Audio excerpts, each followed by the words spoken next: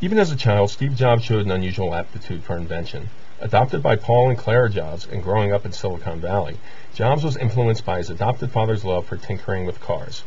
This provided him with early exposure to engineering and later became a huge influence on his life and his career. After meeting Steve Wozniak in their teenage years, Jobs completed a tumultuous high school career and went on to Reed College, a private liberal arts school in Portland, Oregon, a school known for its free-spirited hippie lifestyle. At Reed, he discovered Eastern spirituality and Zen and eventually dropped out while still being permitted to audit only the classes he was interested in.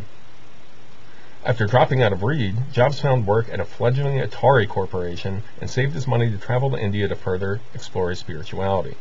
These experiences helped to shape his approach to business and design, adopting a simplicity and aesthetic that would come to define a mega corporation years later down the road.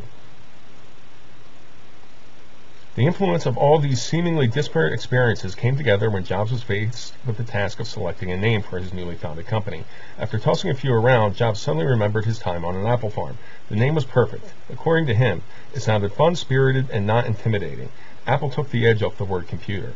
Plus, it would get them ahead of Atari and the phone book. Apple finally came into its own with the introduction of the Apple II at the West Coast Computer Fair in 1977.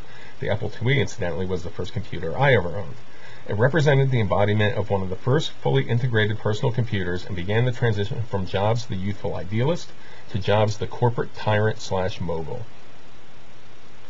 Jobs took a tiny startup computer company that was worth just over $5,000 in 1977 and in just 4 years turned it into an almost $2 billion corporation. Unsettling stories began to emerge at this point, Jobs shutting out his close friend Daniel Kokke from the IPO, amongst others, and the sharp contrast between Jobs and Wozniak. Bud Tribble described Jobs as having a reality distortion field. That is to say, in his presence, reality was not fixed, but malleable, shapeable into whatever Jobs wanted it to be. He fell back on his Star Trek fandom for the term. In the episode Menagerie, the aliens were able, through the sheer force of their mental will, to bend reality as they saw fit. It was an apt description of Jobs. In the early 80s, Jobs was exposed to the simple, functional design principles of the Bauhaus aesthetic. This exposure would come to be the hallmark of the design of all of Apple's products. Jobs valued a simple but elegant and overall all else functional beauty to his hardware and software. He would have it no other way. The iconic Apple 1984 ad to introduce the launch of the Mac is a bit of a paradox. After IBM took the lead in the computer industry, Jobs wanted the Mac to bring Apple back. He wanted an ad campaign that would stop people in their tracks and succeeded. But I must wonder if he had any idea that years later he would take the place of Big Brother. As Apple grew, so it seems did Jobs' OCD tendencies in obsessing over every tiny detail. As a result, he became marginalized. A key visual representation of Jobs' fall from grace can be found at Apple's reorganization meeting, where Jobs' position as chairman appeared on the chart not connected to anybody else. After being ousted from his own company, Jobs tried unsuccessfully to start a new computer company aimed at the higher ed market. It was never a big success, but in classic Jobs fashion, he was undeterred. He eventually found his way to Lucasfilms and from there to Pixar, a move that would have groundbreaking results that we're still feeling today with the birth of the CGI movie industry.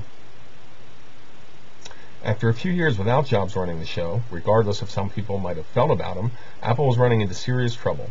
Microsoft did to Apple what Apple did to Xerox, and it was paying off. They needed Jobs back, and did so by acquiring his computer company Next. This cleared the way for Jobs to do what he did best, take control. Jobs' design aesthetic met its perfect partner in Johnny Ive. Jobs fused the usually separate world of design and the world of engineering and manufacturing together. Instead of engineering driving design, Jobs turned the paradigm upside down.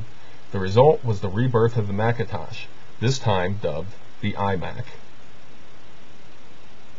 After his return to Apple, Jobs took on the title of iCEO, a move that would be reflected in much of Apple's later products, although in a different context, or is it? He was paid $1 a year as an interim CEO, a move which seems to me to be a way of gaming the system. By refusing compensation, he was simply gaining leverage. I can only imagine what Jobs thought about the prospect of what he considered to be his beautifully designed machines being sold in big box electronics stores by shady salespeople across the nation. So in classic Jobs fashion, he avoided this problem by once again taking control and introducing the concept of the Apple Store. In 2001, as the dot-com bubble burst and the computer industry appeared to be slowing down, Jobs was following his own slogan, "Think different." He imagined the PC as something more, a convergence of multiple devices that could be a digital hub for multi-purpose machines. As a result of this thinking, the revolutionary iPod was born. One thing that might be lost in all this talk about Jobs' genius and success is his attitude towards the vast wealth he accumulated. He seemed to be at odds with two identities.